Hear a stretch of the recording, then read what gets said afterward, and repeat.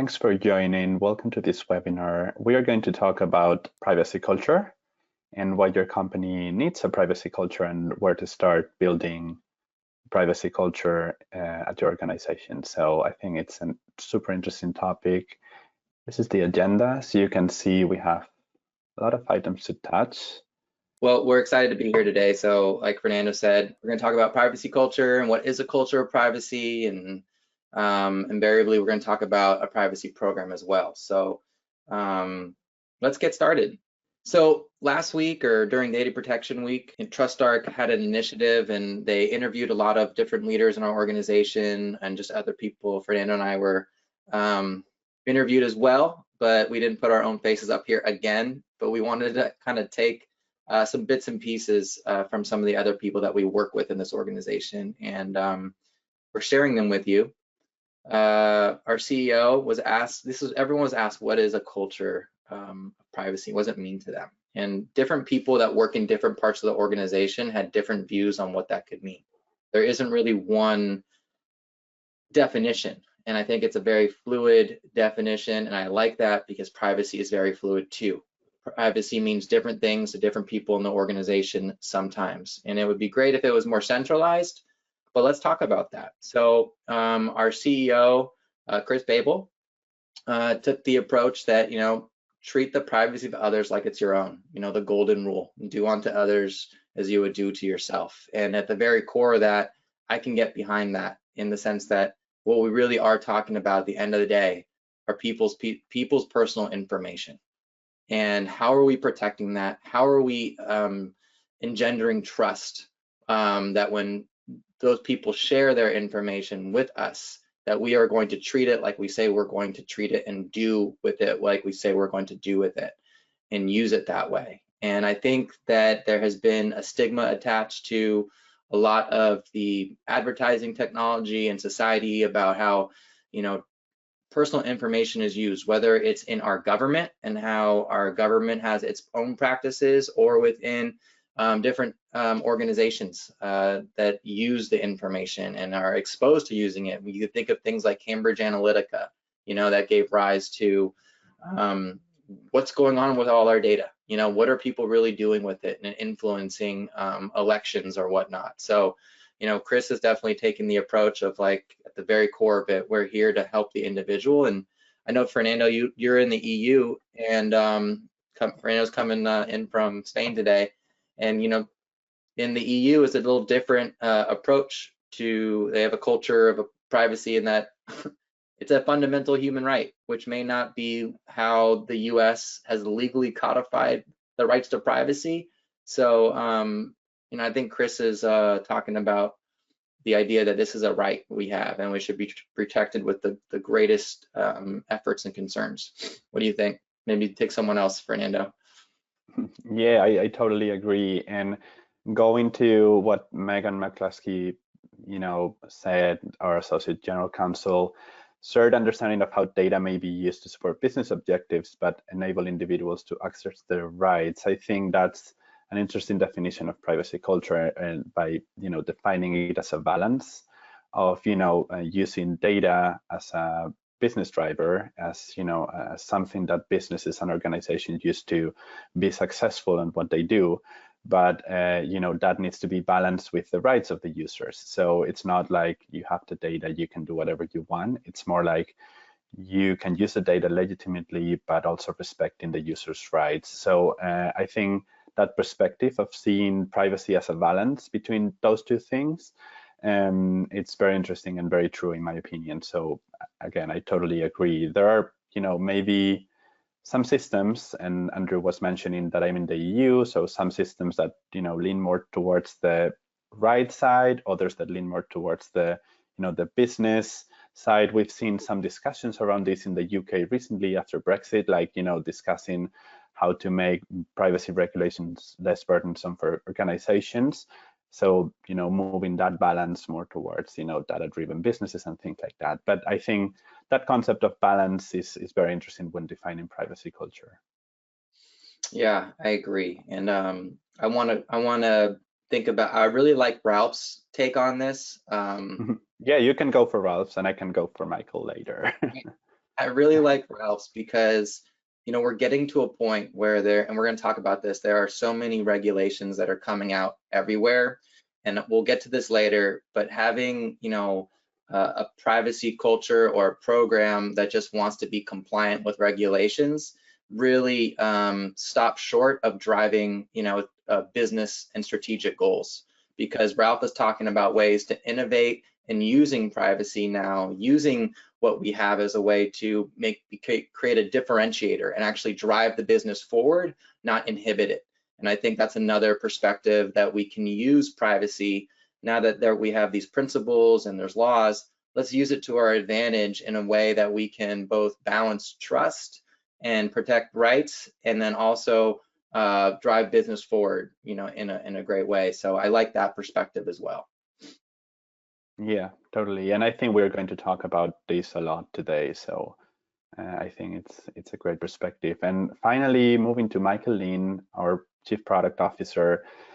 You know, he knows a lot about product and a lot about privacy because, you know, for obvious reasons, he's a Chief Product Officer, but also works at TrustArc. So it's an interesting perspective too. And he says, pushing privacy throughout the organization so everyone knows what they need to do to protect the data and what they need to do as their job as part of that. And this is something we're going to discuss today too. The, you know, privacy and privacy culture, or developing the privacy program, is not just a task that is assigned to the privacy team or the privacy officer or the DPO or the information security team. Is a team effort, and the whole organization has to be, you know, all hands on deck to work on this. Obviously, we're not requiring everyone to be as knowledgeable in privacy as the DPO is, but we need to acknowledge that everyone plays a part, and that everyone needs to have at least some level of understanding and have these privacy values and privacy culture on top of their heads every time they're making decisions and every time they're, you know, dealing with their day-to-day jobs. And I think we're going to discuss this a lot today.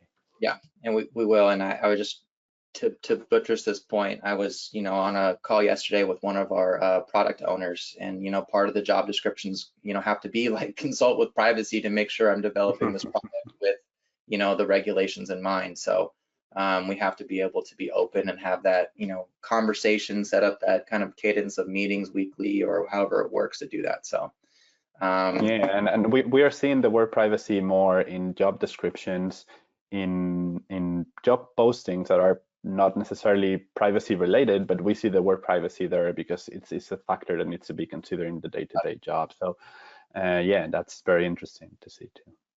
All right, let's move on. Yep.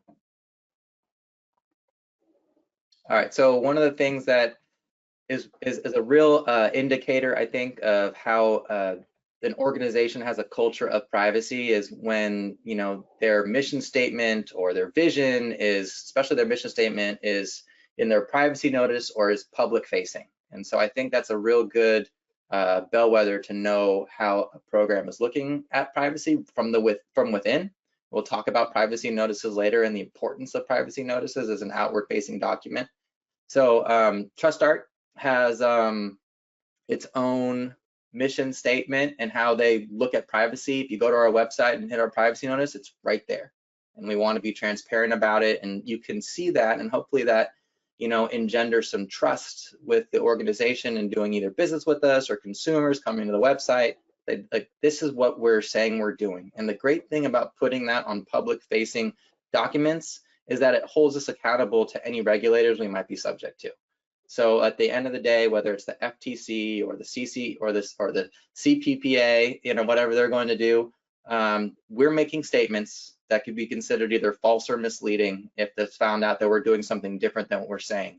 So I'd rather see, you know, a company that knows what it's doing and saying, hey, I know for a fact we're doing this, and I'm going to say it out loud in public, and I'm proud of it, you know. And so we should be able to prove up to what we're saying. And we see other companies like, you know, Apple or Salesforce doing something very similar. You know, Salesforce trust is our #1 value. That's a major statement.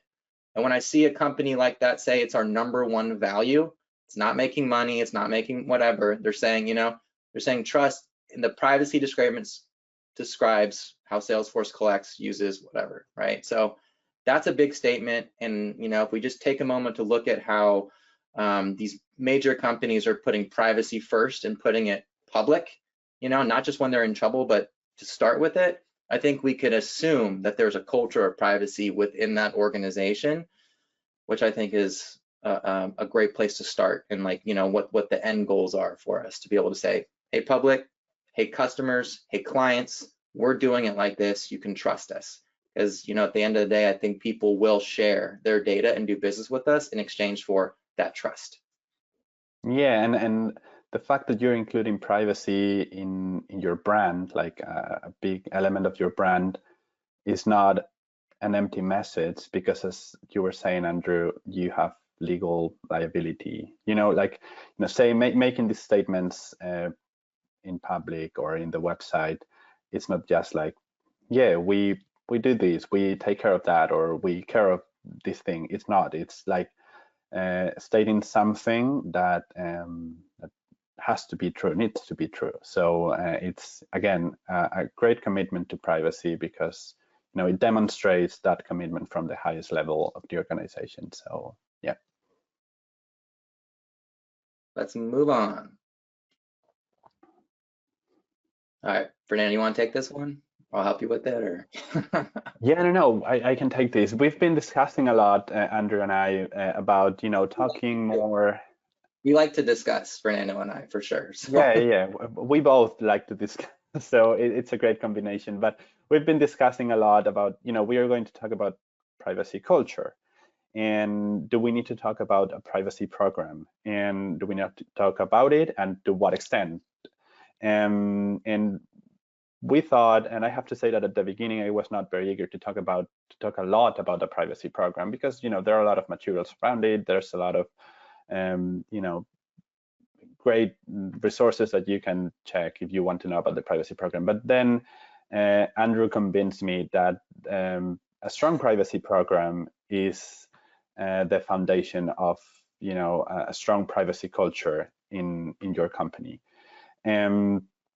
Of course, a privacy program, the first thing that comes to your mind is that a program that helps meet regulatory compliance. So a good privacy program, or a strong privacy program, will help you comply better with privacy regulations. So that's per se a good outcome. Like complying better it's a good thing. So that's a great reason to have a good privacy program.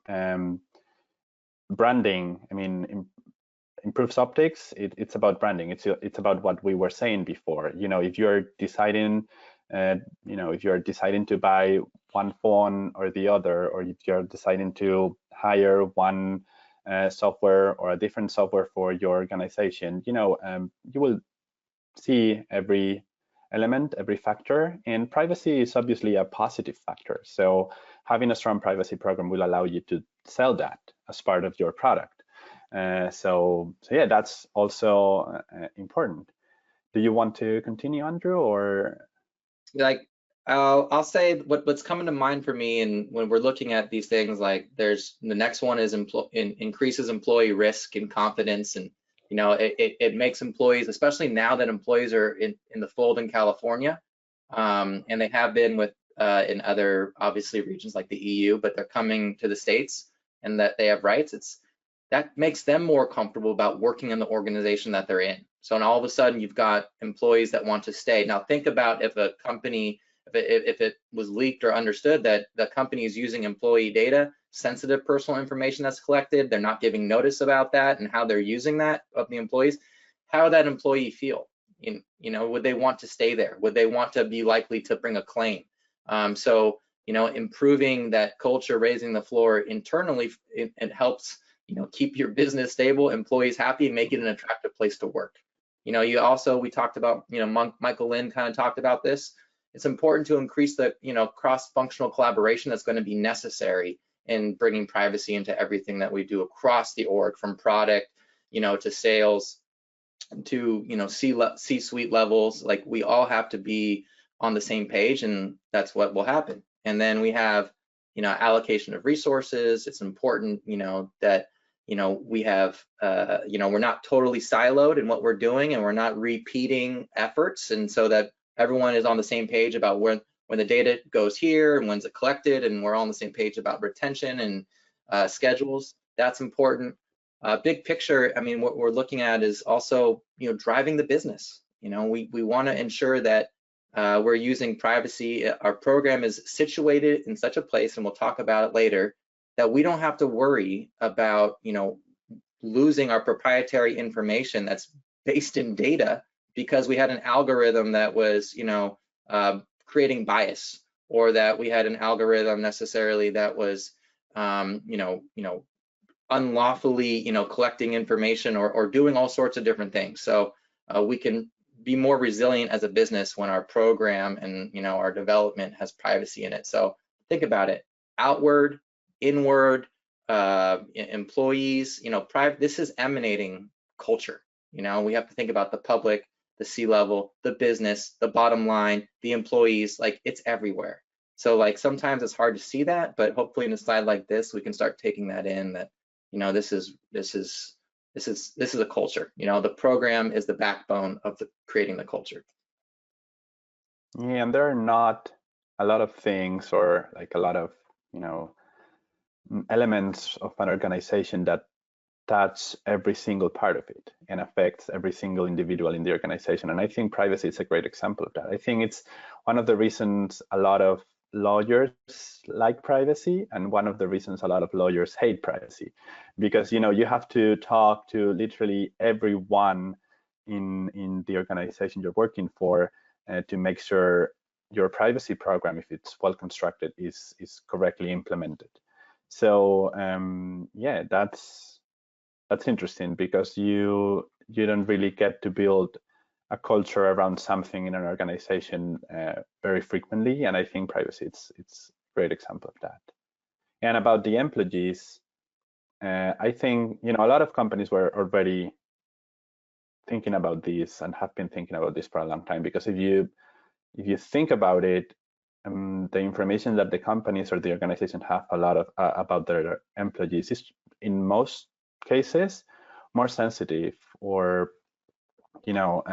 more personal, if that's even a thing, than the information that they have about the users or their clients. When we're talking about employees, you have social security numbers, financial account numbers, you have healthcare information or insurance information. So you have a lot of information about your employees, and that information is very sensitive. And the employees are probably the most important part of your organization. So you don't want to mess with that information. And I'm really happy that California is taking that step in the US of finally protecting the privacy rights of the employees. And I hope that extends or creates that culture in the US about protecting and taking care of the privacy of your employees. Yeah, we talk about raising the floor. Yep, definitely. That is what California is doing, but I'm really happy that the employees are now part of the discussion. Should we go to the next one? Sure.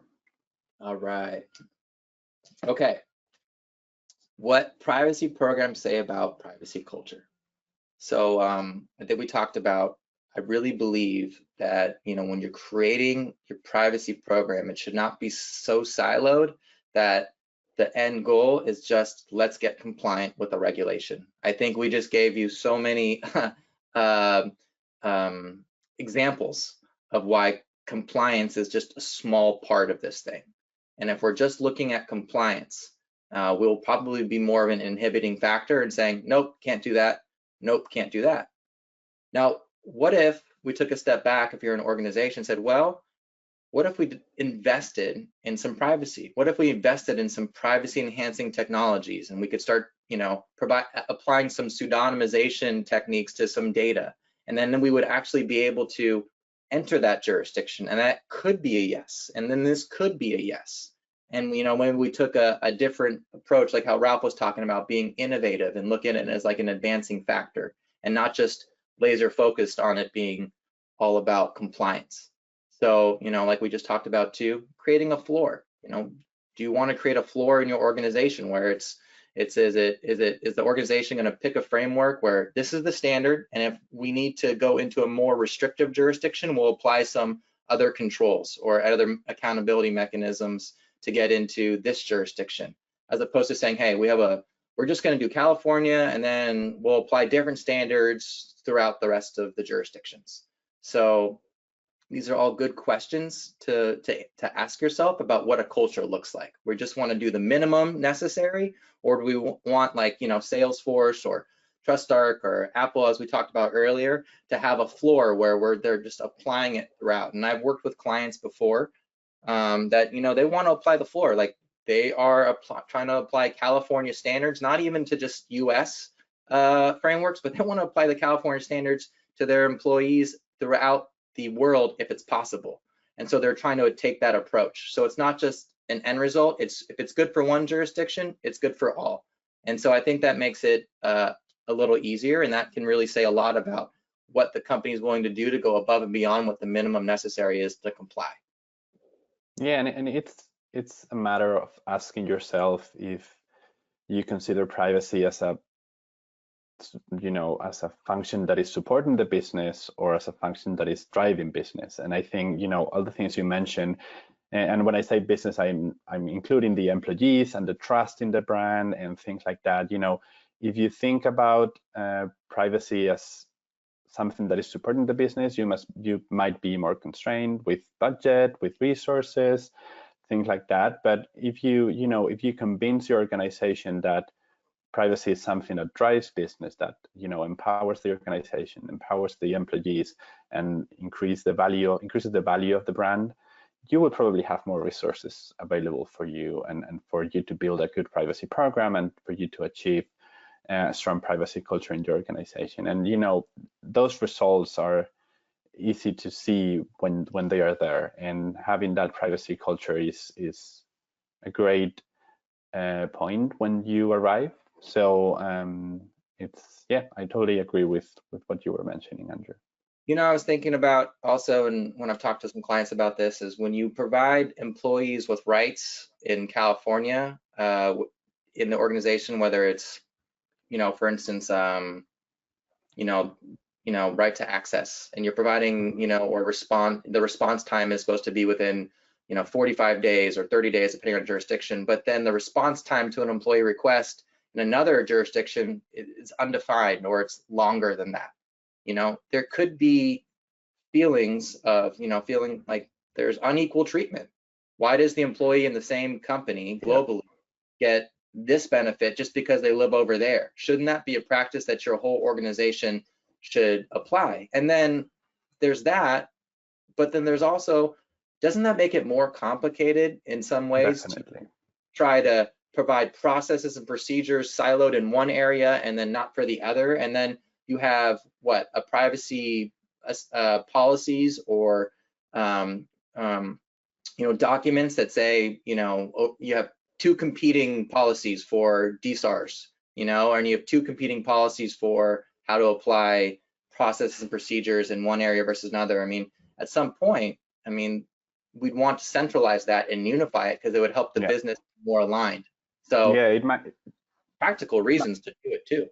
Yeah, it might sound counterintuitive, but sometimes deciding to comply with the highest standard worldwide, or in, you know, in a extended region like the whole US, it's easier and cheaper than you know, deciding to comply with each specific, you know, regulation that you find, maybe because you think some of them are less complicated, but then adding all those regulations all together makes things even more complicated. So yeah, I agree with that. And also from an employee perspective, for example, as you were saying, that you can, you know, you could consider yourself as an employee being like discriminated or treated differently. So building the trust of your employees and making, you know, your employees happy, it's also very important. And you know, companies need to think about that as well.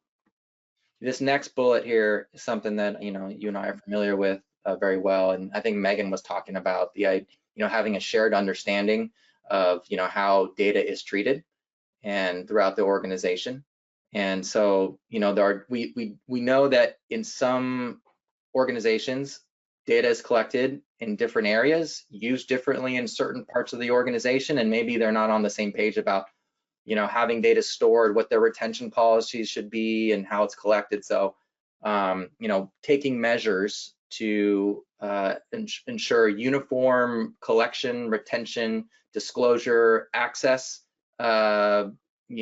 processes is a way to demonstrate a culture of privacy, that uniformity. And, thinking about it, administrative, technical, and physical safeguards, which, are required in the EU under the GDPR and other places, are important to, consider in applying to help, uniform this process and to ensure there's, safety and security around this data from the engineers to the marketing team.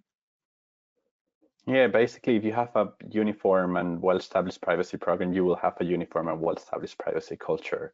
Going to the point of the privacy culture again, if you have a privacy program that works, that is easy to understand, that applies equally to everyone, and that matches the business and understands the business and is built on the business, the privacy culture will probably naturally happen at some point. So, yeah. So this is kind of going over some things we were talking about. Yeah, I think we will be doing this all the time, but it's about building the privacy culture. So this is exactly what I was mentioning a moment ago. Like, if you embed the privacy program into every aspect of the organization, like if you take into account the business, take into account the employees, where they are located, what they do, who they are,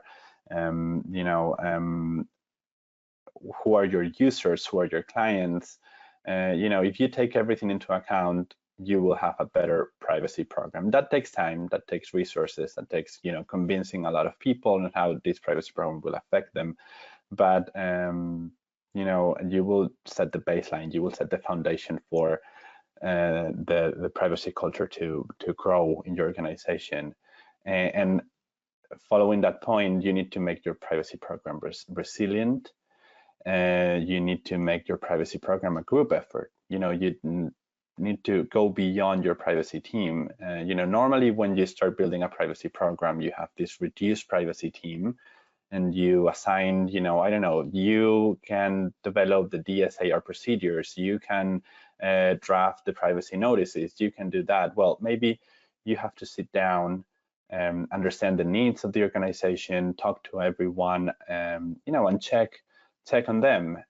Like maybe they need a separate privacy notice for something, or maybe you already have a team dealing with DSARs and you didn't even know about it. So it's a group effort to create the privacy program and to keep the privacy program working.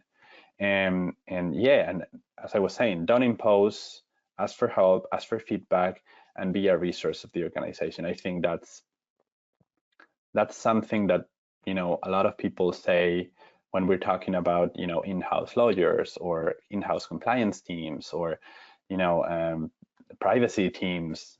Like, don't keep the organization from doing things. Be a resource, be helpful, be someone that is proactively invited to the meetings because you say yes and provide help, and not because you say no. Of course, you are there to guarantee compliance, but you need to help the organization through the business journey too. So yeah, that's definitely a thing to do. I think the something that came to mind right now is what's unique about privacy professionals, and thinking about what Chris said is that in some respect we are stewards of other people's information. Just like we are, we have like a duty of loyalty in a sense to make sure that we are caring for people's personal information when they hand it over to us and trust it. Just like as an attorney or someone else that is in charge and taking care of someone's rights, we've been charged to take and honor people's rights as well when they trust them to us. And so that requires, I guess, proactive communication from privacy advocates, proactive communication from the professionals, that we have to maybe knock on some doors and have the water cooler conversations with people that may not care or feel like it's in their job description or duties. Of course, the easiest way to do that is get into the C-suite or into the executives and make sure there is a champion in the executive kind of circles when they meet, that just privacy has a seat at that table. But how do you start that when they're not there? You know, is it just simply ping someone on Slack or write an email? Are you open to coffee? I have some questions, or I want to talk. What are we doing for privacy? I'm curious. There's an article or something. Like, it might be that simple sometimes, or that, you know, easy. But we have to do that, and that's what privacy professionals have to do. Is we have to continue to be the, you know, intermediator, the communicator of what's required out there, and then communicate it back. So if you're a lawyer, or if you are someone that is you know, used to just doing some research and staying in your bubble, and, you know, putting 6, 7, 8, 9 hours a day into work and not talk to people, this is going to be an awakening and an opportunity to become more, you know, developing those soft skills that are so important in our culture, in our privacy culture, to be able to communicate effectively and talk and bring people in to make them aware. You know, so it's like there's more to it than just like knowledge of the laws. You know, there's going to have to be that highly interpersonal interaction with people to communicate in order to fulfill this duty and this stewardship of data and protection, and, you know, follow that through. And I think, you know, that's why events and create friendly materials with colors. I have a client that I had a client that had a privacy notice. They had a privacy notice for their employees, and I think I've shown it to you, Fernando. They have colors and pictures, and it looks engaging. Like it's an employee privacy notice that was fun to read. There's a lot of talk out there today about privacy nutrition labels. You know, do we start using symbols that could make it more digestible and make it more fun to understand the notice and get through it, so it's not just words? And so I think privacy needs to make this jump from words and laws and rules to something more fun and exciting, that digestible, and people want to understand the privacy, and they want to be on top of the needs of making, you know, privacy by design in their products and privacy by default in their programs. So I mean, that's where we're at today. We're still trying to push that through, and the more engaging and interactive I think someone is and trying to have the conversations, that's where it starts. Yeah, and I mean, being honest, almost, you know, when you look at the user perspective, almost nobody reads the privacy policy. And when you look at the employee perspective, almost no one reads, you know, the internal security policies or the internal code of conduct or things like that. They just check and move forward. If you're just looking to it from a reactive compliance perspective, okay, you have the check, you have a spreadsheet with that employee being checked on that, that's fine, but you're not building privacy culture or information security culture, you know, if there's such a thing. But if you give them something that is fun to read, that might help them perform their job, and that it's interesting. Even I remember a client that I had years ago that organized privacy events that were not about how they dealt with privacy inside the organization, were about, you know, how the employees and their families you know, with tips on how to deal with privacy in social media for their children, for example, or how to deal with you know, hacking or, you know, security threats or identity theft coming to them in their personal lives. And they were not talking about privacy in the organization, but they were just engaging with their employees in topics around privacy. It was a great opportunity for the DPO to talk to the company, you know, about a matter that was interesting for everyone, and it was a great opportunity for the DPO to be presented and to be known by everyone and to be known as a resource. So, you know, it's important to be creative. It's important to, you know, understand that it's fine to have the documents. It's fine to have 1,000 pages of, you know, privacy policies and procedures and, you know, things like that. But that will not help you to create that privacy culture. So it's important to have those materials, those, you know, that, and again, depending on the organization, but it's a matter of being creative and finding communication strategies that are better and that suit your organization. So I think, yeah, I think that that mention there of good communicators, it's complicated for a lot of, you know, people in compliance and in legal, but you know, it's very important if you're a privacy professional. Agreed. The team. What does your team look like? So pretty basic. We should have a team that's aligned with the organization's objectives and goals, and you know, that includes being strategic in what their business objectives are. You know, not just compliance objectives and goals, but bring the business mind in. And we're going to talk about privacy tech in a little bit. We've talked a little bit about, you know, identifying a sponsor and champion to liaise with other teams. That means, you know, having the water cooler conversations. That means setting up a weekly, you know, cadence meeting or bi-weekly. Like, who are you meeting with in the privacy program, or are you meeting with anyone in the privacy program weekly or bi-weekly, or what are the updates that look like for you?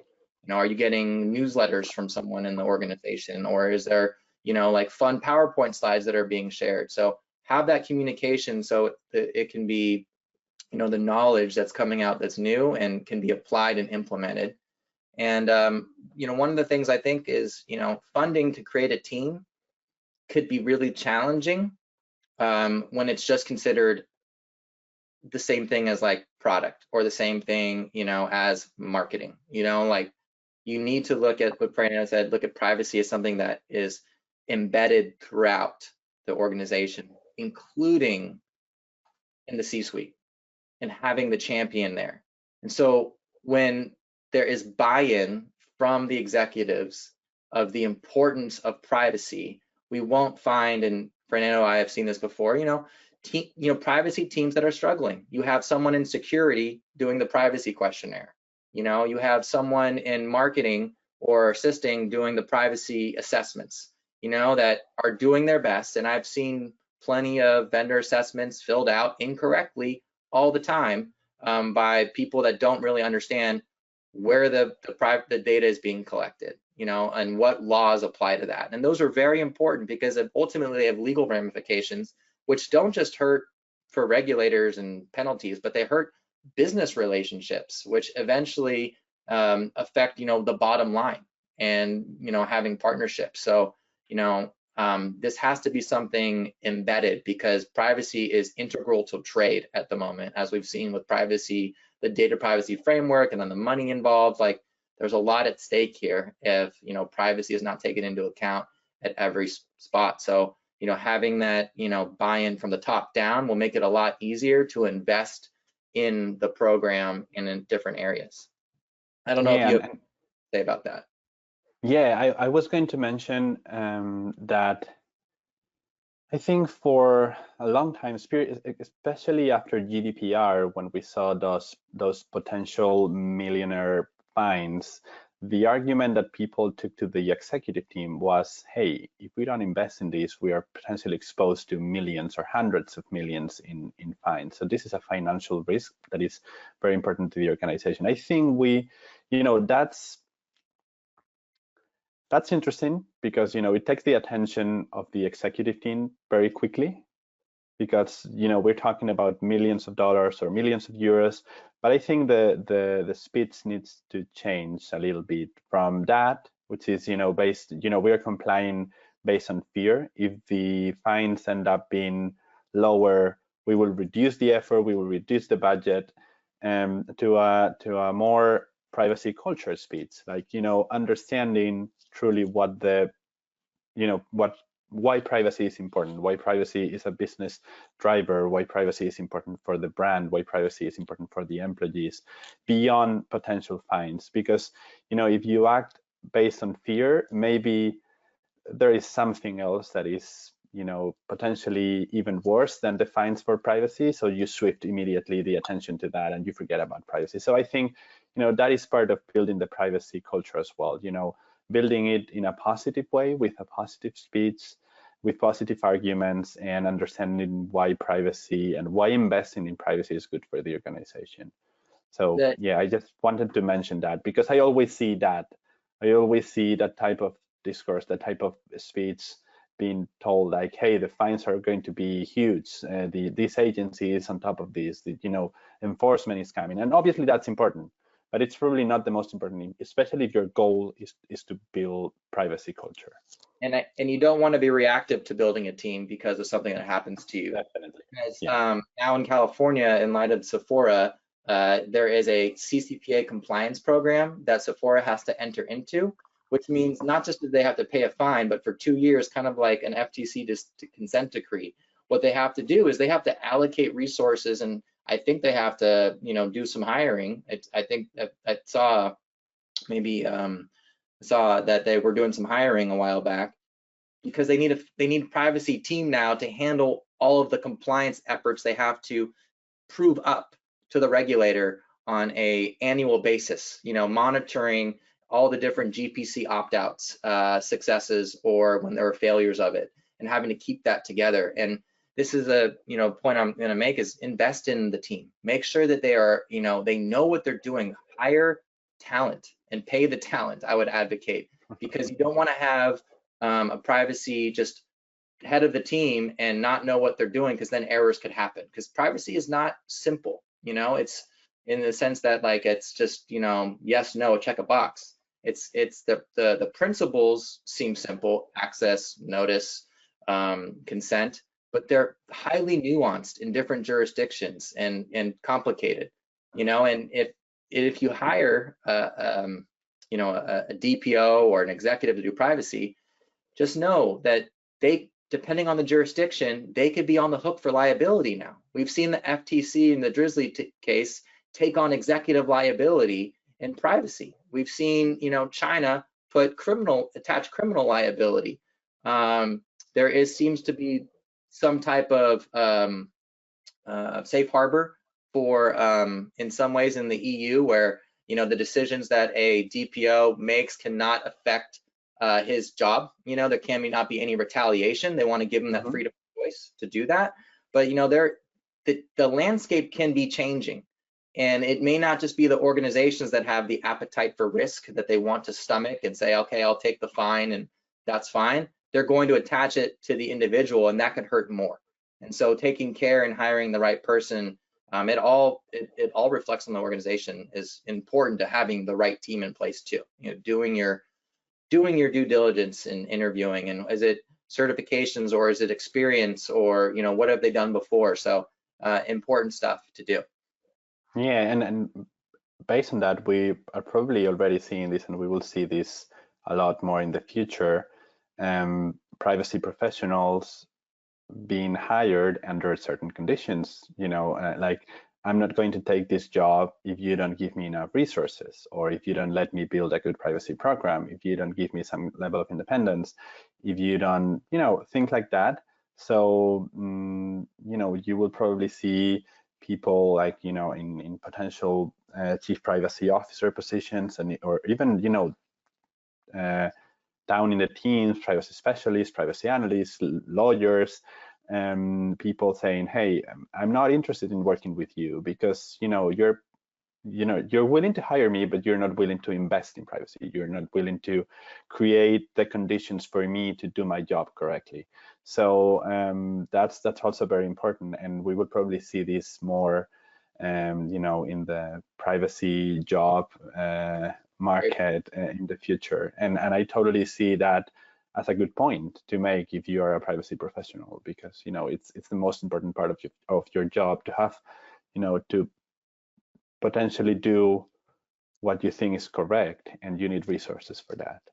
Yeah, make the workplace attractive. It's not just the privacy professional that needs the job. The organization needs the privacy professional, and I think that's a great point. Like, at what point is there like a dereliction of duty for a privacy pro to get in there and just not go to any lengths in order to make the privacy program as sophisticated and as they can, or compliant. So it's a good point. Let's go to the next slide. Got about 12 minutes left. All right, I like this. I can do this quickly. I think we could both do this quickly, but one other way to invest in your program is through privacy technology. So, full disclosure, TrustArc is a privacy, offers privacy technology solutions, but we're not the only one as well. So I'm not trying to just say we're here, but it's a market that's continually growing, and you can see it growing from the different type of assurance packages and certifications that either governments or private companies are offering, and the tools that are going to be so necessary to develop privacy enhancing technologies, and like we said, like pseudonymize things, and the use of clean rooms, and getting away from using spreadsheets and using automated software for data inventories and risk assessments, and what are the the user interfaces look like for consent tools that are now necessary in jurisdictions.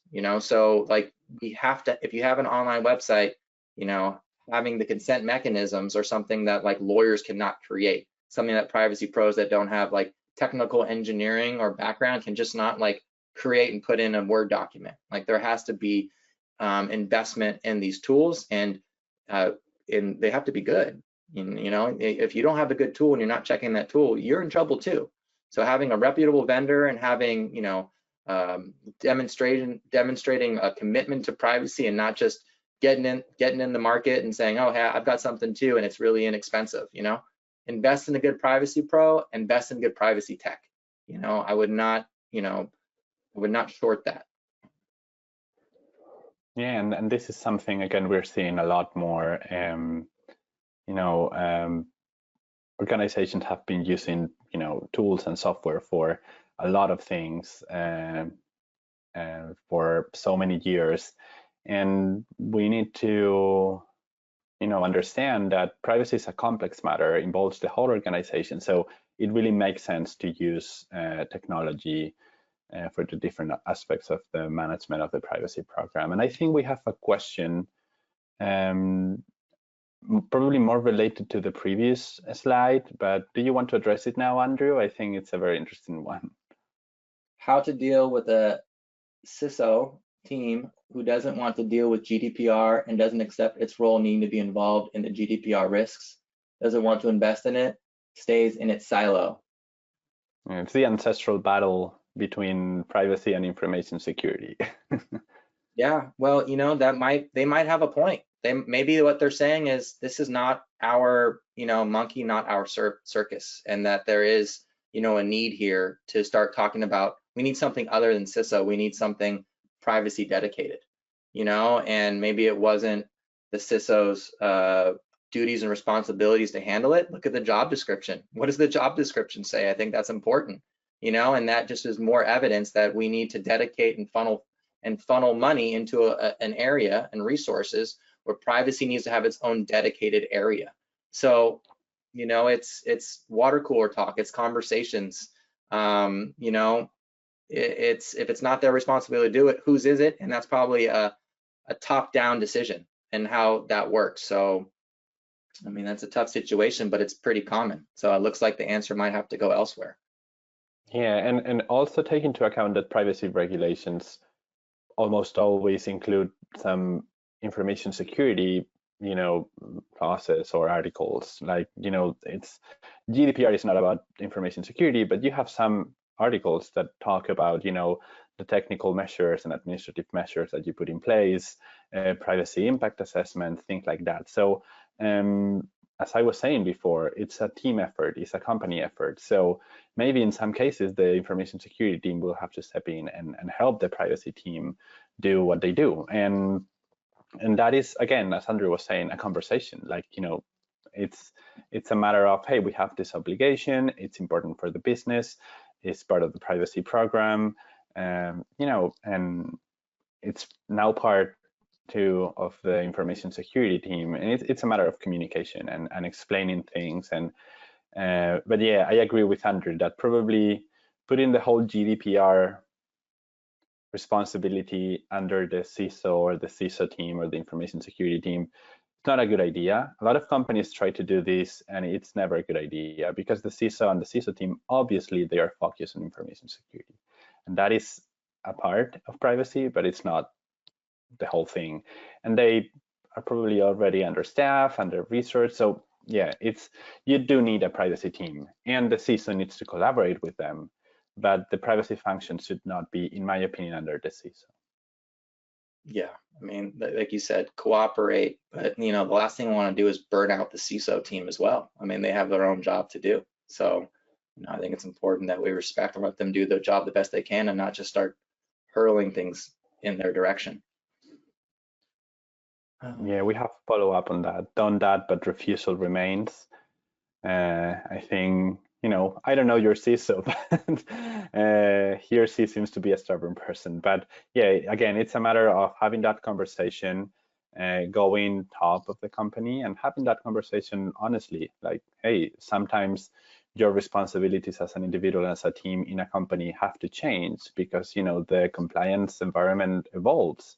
And now information security needs to be involved in privacy as well. And that happens naturally and very, normally in most of the companies. And the information security teams have understood that, it's also for them to help in the privacy efforts. So yeah, it is what it is. They need to have a level setting conversation, because I think this is just a symptom of the lack of culture of privacy in the org. Definitely. Not the CISO's fault, and it has to do with a symptom of there not being privacy by default in the org, and that's a bigger conversation. It's a real bigger conversation, because it's going to be the GDPR, then next it's going to be something else, and it's going to be something else, and when does it end? So I would love to hear back from this commenter eventually on how the conversations go and what process it takes. Let's go to the next slide. We're going to run out of time here. I want to go to one more slide. Let's go skip this one. Okay, let's talk about the metrics, and just as something to do for this, even this person as well, bringing it back to what does your privacy program look like? How is the culture in it? Let's look at some of the let's look at some metrics you can ask your higher ups, and just having that water cooler conversation. I think that a great way to demonstrate needs and to measure how we are doing with privacy is let's take a poll. How many jurisdictions are we compliant with? How many privacy professionals, dedicated, not CISO, but dedicated privacy professionals do we have? How many privacy incidents, privacy trainings, how many certifications and validations have been completed? Risk assessments, how many access requests are there? How long does it take to respond? Someone keep a tally of this. How many enforcement notices have been received? How many updates when was the last time you updated the privacy notices and why? Do you have employee notices? How many PETs, privacy enhancing technologies, exist? How many privacy vendors are being used? 1, 0, 2, for what? Every vendor might have a different thing to offer. Are you using outside counsel? Is there budget for that? This isn't not a comprehensive list, and Fernando probably has some other ideas about what could be used, but these are just ideas to provide metrics in order to say, hey, why are we not doing this? This is where we're at, or compared to others, we're probably falling short. We should probably think about investing in some of these things.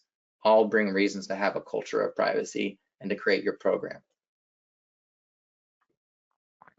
Yeah, I mean, when you put it this way, you realize that a lot of things and things that are very different between each other are happening in your organization around privacy. So, you need to take care of all these things, maybe new things, and consider how you do this whole list of things based on so many different regulations that may apply to you and are constantly evolving. So, it's important to,